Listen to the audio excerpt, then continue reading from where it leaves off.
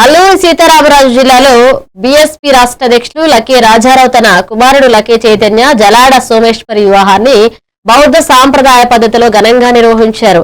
ఈ కార్యక్రమానికి బుద్ధ విగ్రహ మహానేతలు జ్యోతిరావు, సావిత్రిబాయి పూలే, డాక్టర్ బిఆర్ అంబేద్కర్, రామబాయ్ అంబేద్కర్ చిత్రపటాల వేదికపై ప్రతిష్ఠించి వారి ముందు దీపం వెలిగించడం ద్వారా వేడుక ప్రారంభమైంది. తరువాత నూతన దంపతులు బౌద్ధ భిక్షువుల సమక్షంలో పంచశీల ప్రమాణాలు స్వీకరించారు. కుటుంబ సభ్యుల మధ్య పూలమాలలు మార్పిడి, పుణ్యపాల పూలాభిషేకం వంటి సాంప్రదాయ ఆచారాలు ఆకట్టుకున్నాయి. ఈ సందర్భంగా దంపతులకు బౌద్ధ వివాహ సర్టిఫికెట్లు మరియు బౌద్ధ ఆచార పుస్తకం అందజేశారు. పుస్తకంలోని బోధనలను ప్రతిరోజు చదవాలని, జీవితంలో ఆచరించాలని వారికి సూచించారు. వేదికను సాదాసీదా పూల అలంకరణతో తీర్చిదిద్దగా మాంసాహారం, మద్యపానం లేని విందు అందరినీ ఆకట్టుకుంది.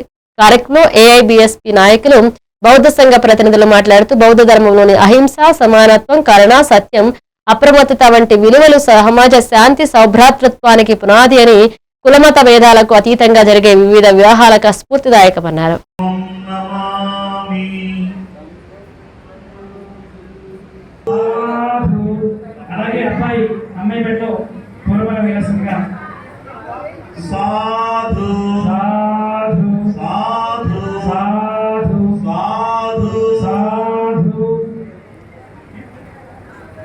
ఇప్పుడు అబ్బాయి ఫోటో లేకపోతే అబ్బాయి అమ్మాయి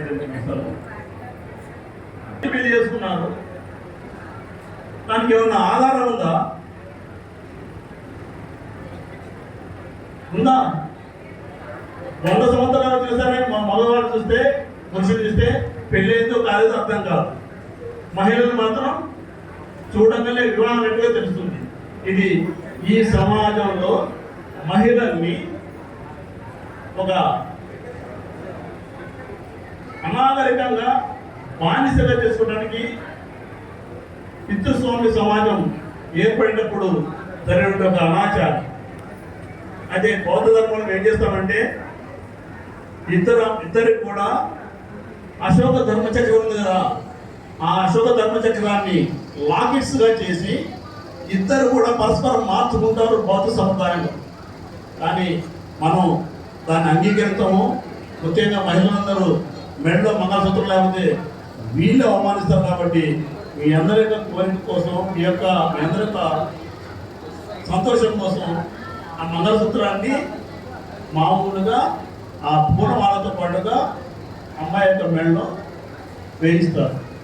ఎందుకంటే మీరు ఒప్పుకోరు. రేపు ఇన్ని మాట్లాడతారు, సరుకులు అందజేస్తున్నారు కానీ మీరు